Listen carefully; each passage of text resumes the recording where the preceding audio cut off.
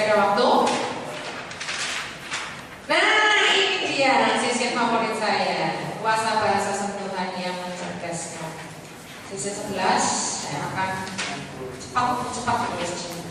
Selesai di 12 sesi. Untuk mengawali sesi ini saya akan cerita dulu supaya Anda tahu.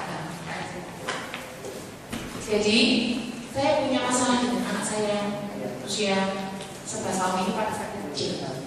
Karena gini saudara, saya tuh berharap punya anak perempuan, anak pertama. Karena pikiran saya kalau anak perempuan itu bisa menjaga adik ini.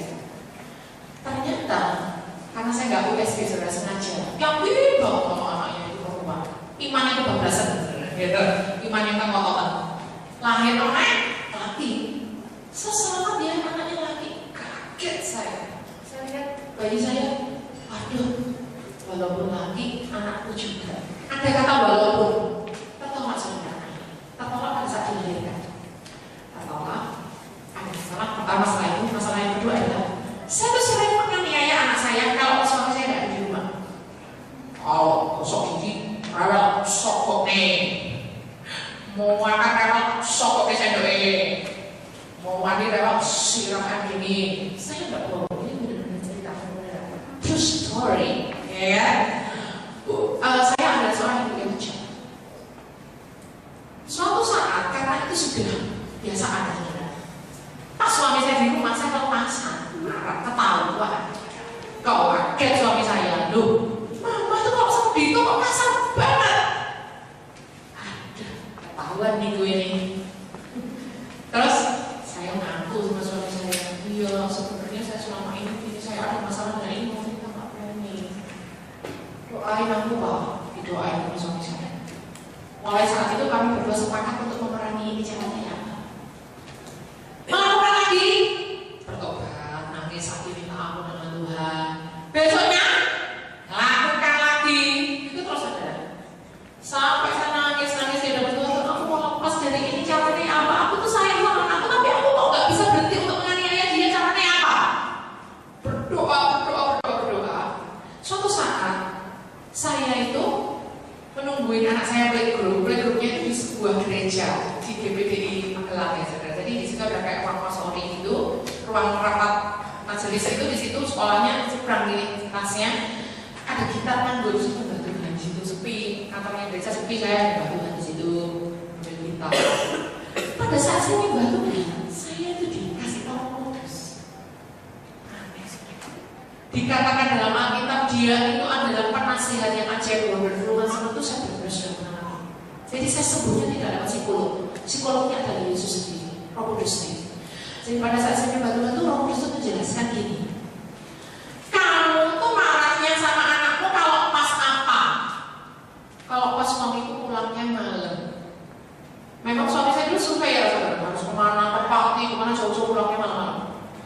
Kenapa kamu kalau suami pulangnya malam, kamu kok jalan sama anakmu? Apa kamu cemburu? Takut dia macam-macam di luar dan wanita lain? Enggak, aku nggak cemburu aku. Nah terus kenapa?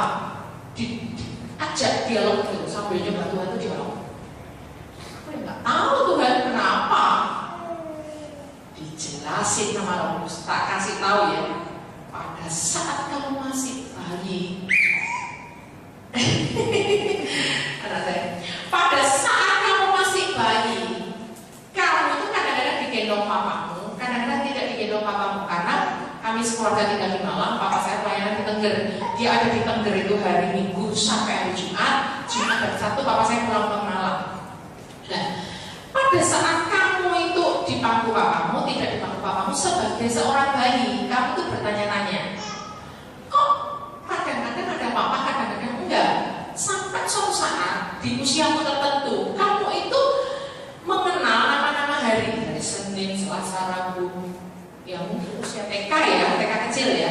Lalu kamu tanya sama mamamu, loh mah, papi mana? Nih papi mana? Loh ini kan bukan hari ini papi pulang. Kalau kamu katanya papi pulang itu nanti hari Jumat.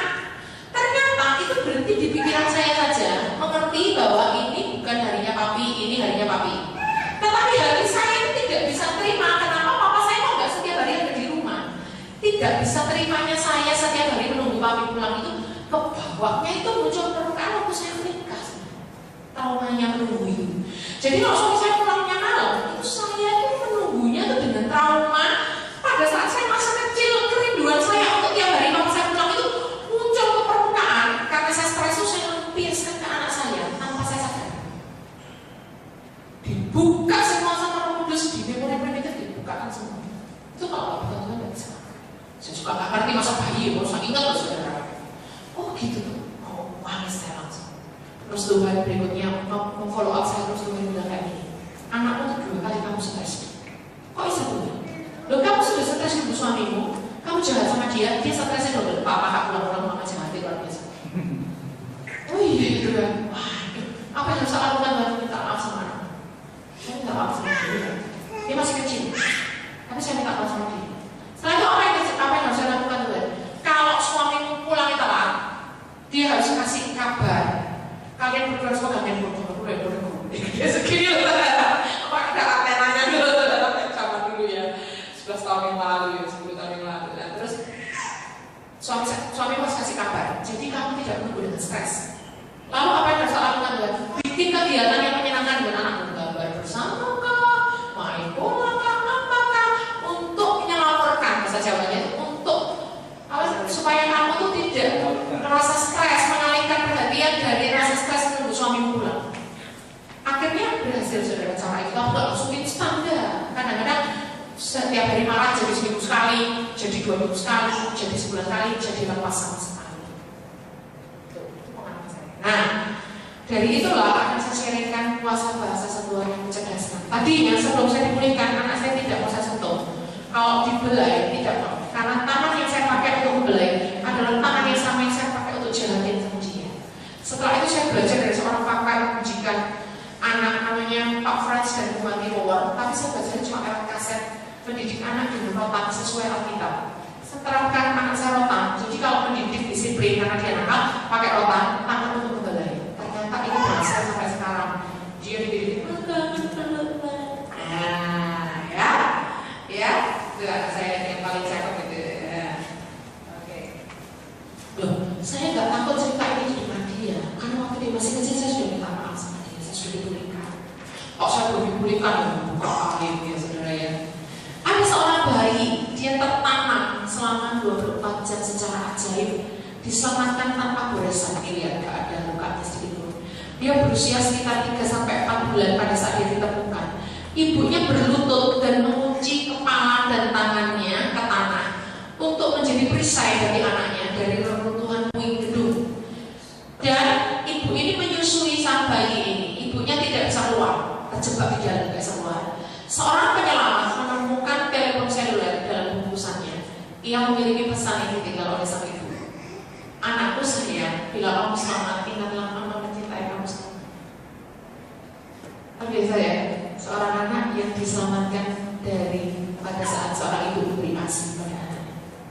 Seni yang bilang, sekarang ini seni touch atau menyentuh ini adalah seni yang hilang dari dunia pendidikan, baik pendidikan formal maupun pendidikan non formal. Kasih sayang ilahi, cinta karena Allah. Saya lihat bahwa Tuhan itu adalah Allah yang menyayang. Nah, tubuh yang diurapi itu mengalirkan kuasa. Contohnya, pada saat perempuan pendarahan ini menjamak jubahnya Yesus, yang dijamah bukan kakinya Yesus, jubahnya. Ada kuasa yang mengalir dari tubuh Yesus melewati jubahnya. Itu berarti tubuh Yesus itu mengalirkan kuasa yang dialirkan oleh media kain yang nempel di tubuhnya Yesus. Artinya tubuh yang diurapi. Rasul dan sapu tangan itu nggak sempat saya cari ayat-ayatnya ini karena kebetulan Alkitab elektronik saya itu hilang di komputer karena aplikasinya nggak bisa dibuka, hilang. Jadi saya nggak telaten buka konten dan pakai buku itu nggak lengkap. Jadi saya nggak sempat nyentuhkan ayatnya. Tapi saya yang cenderung masih tahu Rasul dan sapu tangan. Sapu tangan Rasul ditempel kaki orang yang sakit sembuh. Kok bisa? Apakah sapu tangan itu jimat? Bukan. Jimat itu yang biru-biru itu. Kenapa saudara? Urapannya, keringatnya Rasul itu nempel di sapu tangan itu. Tubuh yang diurapi, keringatnya pun diurapi. Ngerti saudara? Sapu tangan Abu, keringatnya Rasul loh ditempel sembuh. Kok bisa? Tubuh